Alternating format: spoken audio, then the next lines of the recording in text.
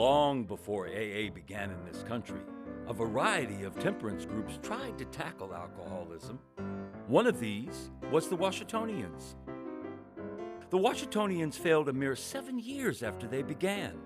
The story begins on a Thursday night in April 1840 when 6 drinking friends gathered at Chase's Tavern on Liberty Street in Baltimore. A well-known temperance speaker was lecturing that night, and 4 of the 6 men thought it would be a good joke to go and hear him. As they discussed the lecture later that evening, one of them proposed, not quite seriously, that they form a total abstinence society. And on the following Sunday, all 6 men made a decision to drink no more of the poisonous draught forever.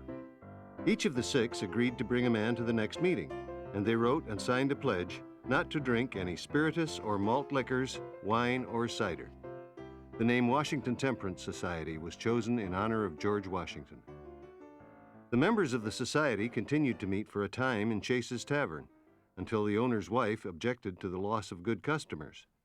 In November, they began holding monthly public meetings, which proved such a success that by their first anniversary, the Baltimore Washingtonians had grown to include 1,000 reformed alcoholics and 5,000 more general members and friends. Several leaders turned out to be powerful orators who traveled widely and spoke to large crowds. At its peak, the Society's membership was estimated at anywhere from 1 to 6 million, of whom perhaps 10% were sober drunks. Accounts of the early Washingtonians are in some ways remarkably similar to descriptions of AA meetings. The Washingtonians were the first to insist on the recounting of personal experience in their meetings, where only ex-drunks spoke. Debates, lectures, and speeches were definitely out, and matters of business were limited to as few remarks as possible. Politics and religion were taboo as topics of discussion. The Washingtonians did not consider that the drunk was a hopeless case and drunkenness a sin. They declared that for bringing drunks into the fold, love and kindness and moral suasion are your only principles. Members who drank again were not censured, but forgiven. Every effort was made to prevent the society from encroaching on anyone's prejudices, so that all people would feel free to join the organization. There was only one purpose, and that was to keep men sober. Everyone shared in the responsibility of bringing new members to the weekly meetings and helping old members who had slipped back to their former habits. Yet, by 1848, the Washingtonian movement had destroyed itself completely and dropped out of sight. With it went the hope of sobriety for thousands of drunks. How did it happen? Why is AA celebrating growth while its forerunner fell apart within only a few years? One reason is that the Washingtonians had no sustained program of recovery comparable to AA's 12 steps. But the real key to their self-destruction lies in the lack of any guiding principles like those incorporated in AA's 12 traditions. The Washingtonian movement met its downfall in the conflicting aims of its members. Insisting that only ex-drunks could speak at meetings was a step in the right direction, but it didn't go far enough. The non-alcoholic members soon grew tired of listening to an endless chain of ex-drunks holding forth on the experiences that were compelling only to other alcoholics. The Washingtonians didn't realize that in their therapeutic program, they had something that was far more important than all the temperance ballyhoo: the principles of identification and one drunk helping another. The distinction between a temperance organization, which urged abstinence for everyone, and a society for the regeneration of alcoholics was never understood. The result was that many members tried to dominate the meetings for sectarian or political purposes. For the non-alcoholic, there was only one answer to the problem of drinking: close down the bars and the distilleries. The society began to lose its primary aim, helping ex-drunks, as it moved into the political arena. As early as 1842, a large group of Washingtonians left the society to form the Sons of Temperance, a new society dedicated to the complete suppression of the liquor trade.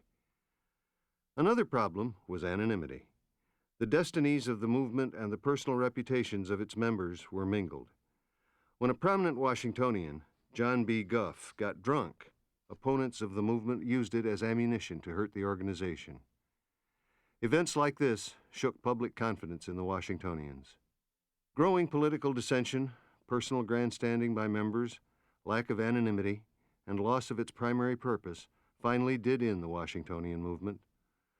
Bill W. cited the experience of the Washingtonians in a number of his writings, and he considered them both a forerunner of AA and an object lesson for the fellowship's future. In an August 1945 Grapevine article, reflecting on the lessons of the movement, Bill wrote, "We are sure that if the original Washingtonians could return to this planet, they would be glad to see us learning from their mistakes. Had we lived in their day, we might have made the same errors. Perhaps we are beginning to make some of them now." In June 1944, a newsletter began in New York City with the purpose of chronicling the growth of local and national AA.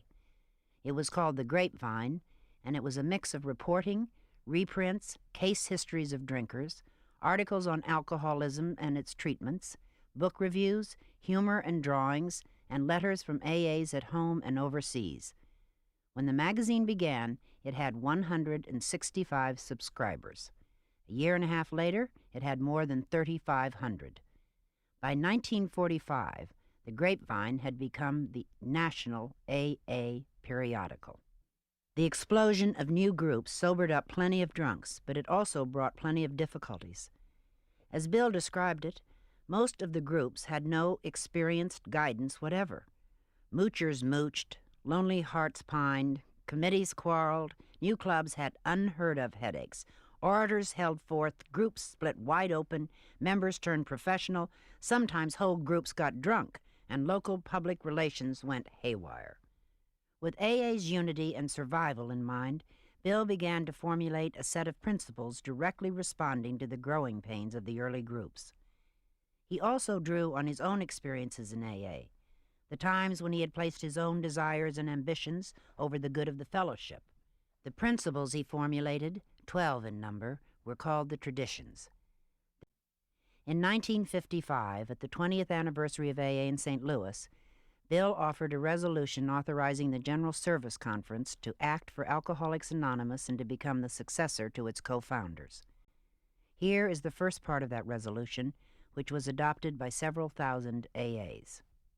We, members of the 20th Anniversary Convention of Alcoholics Anonymous, here assembled at St. Louis in July of the year 1955, declare our belief that our fellowship has now come of age and is entirely ready to assume full and permanent possession of the three legacies of our AA inheritance, the legacies of recovery, unity, and service.